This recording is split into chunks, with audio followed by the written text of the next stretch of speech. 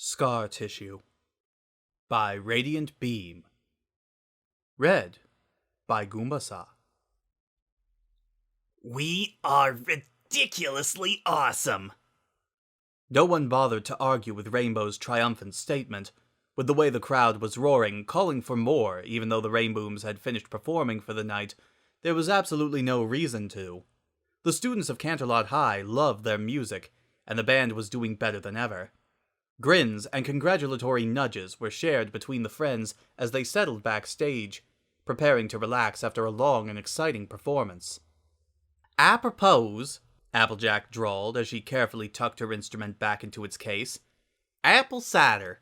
Free at the farm and the best you'll taste in the whole city." Oh! Pinky bounced excitedly, waving a hand in the air like a kid in class. On the way back, can we get some donuts from Joe's? Tonight calls for some celebratory sugar. Sounds good to me. Fluttershy smiled, something quiet and warm. I don't have to be home until late anyway. Rarity pretended to think about it, tapping her finger against her lips, before she chuckled at the combined pout she got from Pinky and Rainbow. Oh, of course! That sounds absolutely marvelous! And tomorrow's Saturday. We can have as much fun as we want. Score! Rainbow cheered, pumping a fist in the air. And I don't know about you guys, but Fluttershy and I wrote some great stuff together that I'd like to go over with all of you. It's not important, obviously, but... All good things, Rainbow. Sunset laughed, clicking the locks on her guitar case and getting to her feet. She felt around for the zipper to her performance outfit, grimacing when she couldn't quite reach it. Rare, could you... Yes, no need to say another word. Quick as a flash, Rarity was at her friend's back, gripping the zipper easily and drawing it down. Thank you again for wearing this for me tonight, by the way. I do appreciate it. I just didn't know how it'd look until I put it on someone, and no one else was willing to try it. Applejack suddenly doubled over from a mysterious coughing fit, which quickly morphed into wheezing when Pinky unhelpfully slapped her on the back. The redhead smiled, breathing out slightly as the outfit peeled off of her, rolling her shoulders as she grabbed her shirt. It's not a problem, Rarity. It was nice to wear. Much too hard to get out of, though. I'll have to make some adjustments. I hope you won't mind being my... It was only for a moment, but as Rarity had helped ease the outfit off, Sunset had paused, gripping her shirt in her hands as she waited patiently for her friend to finish. She hadn't put her shirt on immediately after, and Rarity's chatter abruptly cut off as she got a good look at her friend's back, briefly bared of her signature red and gold hair. What? Sunset squirmed, suddenly aware of the silence that had fallen over her friends. What is it? Sunset. Rarity's voice had softened considerably, and the silence was so thick that her voice sounded far louder than it should have. What are these? Sunset blanked out completely until she felt Rarity's hand settle between her shoulder blades, right over two very sensitive points of flesh. She flinched instinctively and pulled away, hurriedly putting on her shirt. Scars, she mumbled. I can see that, yes. I may have asked the wrong question. How did you get them? She was dearly tempted not to answer, to just pick up her guitar case, grab her jacket, and walk right out then and there. It would have ruined the rest of the night, and would have undoubtedly made the whole weekend awkward until she was forced to see her friends again at school on Monday, but it didn't change the fact that she was considering it. But she turned around and she picked up her jacket, and froze at the expressions she saw. Fluttershy looked near tears, a hand pressed to her mouth, and even Pinky looked concerned. Well, it would have come up eventually anyway. She sighed heavily as her shoulders slumped, tossing her jacket over her shoulder. From the fall formal, she said. After I was made human again thanks to that blast. Your wings, Rainbow realized. Those are from when you... When I was a raging she-demon, yeah.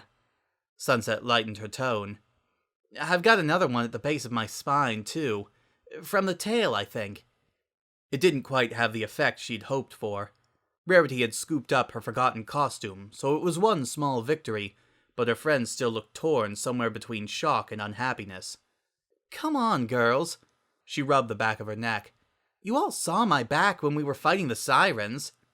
None of us were exactly looking at your back at that time, Applejack muttered, adjusting her hat so she'd have something to do with her hands. Other things were going on. I don't get it. Pinky approached Sunset tentatively, as if afraid the girl would bolt the minute she got too close. I didn't think magic would hurt like that. It's never hurt any of us, and you seemed really happy when you transformed with us. Sunset sighed again, shifting so she could lean against the wall. It didn't hurt then, she said, accepting that she would need to give her friends a short magical lesson. When I transformed during the Battle of the Bands with all of you, the magic we used was, I guess the best word would be pure. It was doing exactly what it was supposed to do, from a dependable source. You all saw my transformation during the fall formal. It looked painful, Fluttershy whispered. Sunset smiled sheepishly. Because it was painful. The magic that transformed me was being drawn from a corrupted source, and I was changed against my will. I didn't think that would happen when I put the crown on my head. She shifted a bit to pat her back as best she could. Using corrupted magic like that has consequences. I'm frankly lucky it only left some scarring. The unspoken implication was enough to have her friend's eyes widening, all of them sharing slightly horrified looks. Sunset waved a hand, desperately trying to get them all off this topic. Look, consider it a lesson in magic, she said. You can all look at me as an example of what not to do with magical items. You were hurt. Fluttershy cut her off, voice wavering. You were bleeding so badly that the wounds left scars. You never told us? Any of us? Oh. Sunset swallowed, pressing back against the wall and ignoring the slight sting from between her shoulders. Her fingers dug briefly into the material of her jacket, trying to find something to hold on to. I'm not saying I was right, she muttered defensively. It was right after the fall formal. I was still getting to know all of you, and She couldn't avoid it, could she? Sunset looked away, unable to meet the eyes of any of her friends. And I thought I deserved it, she admitted. I wasn't exactly in a healthy mindset right after the fall formal. A little pain and some blood seemed like a small thing after everything I'd done. The silence that followed her words lingered until she heard the soft sound of footsteps approaching her. She felt a warm hand settle on her shoulder and squeeze gently, if a touch uncertainly. She looked up and Rainbow managed a weak, nervous smile. You know we would have helped you, she said. Any of us would have helped you. Sunset smiled back, swallowing. Yeah, well, I know that now. I wasn't so sure back then.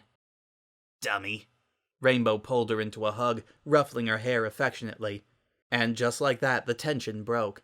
Pinky launched herself at them like a rocket, swooping the pair up in a tight hug that had both of them yelping and squirming, lifting them right off the ground. Pinky! Rainbow wheezed. Air! I need air! We both need air! Oh, sorry. Sounding like the least sorry person in the world, Pinky cheerfully dropped them back onto their feet. I just figured, you really needed a hug after that, and according to my sister, I'm a great hug giver, so I thought it'd help. Sunset laughed, a breathless sound. That was a great hug, Pinky. Thanks. No problem. Though after this, I gotta say, I think we need a jumbo-sized box of donuts from Joe's. I'm sure the extra sugar will help. She paused. I'm not sure how, but I'm still sure. Sounds like a mighty fine plan to me.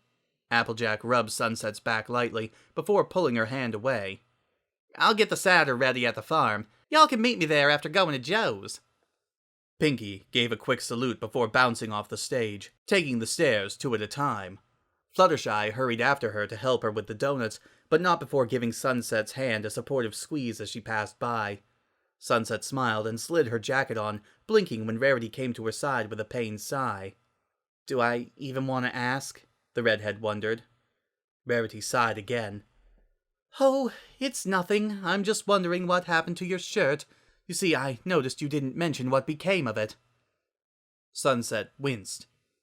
I kind of bled through it. I had to throw it out when the stain wouldn't come off. Thankfully, the blood never damaged her jacket. She might have actually cried if she had to get rid of her favorite piece of clothing.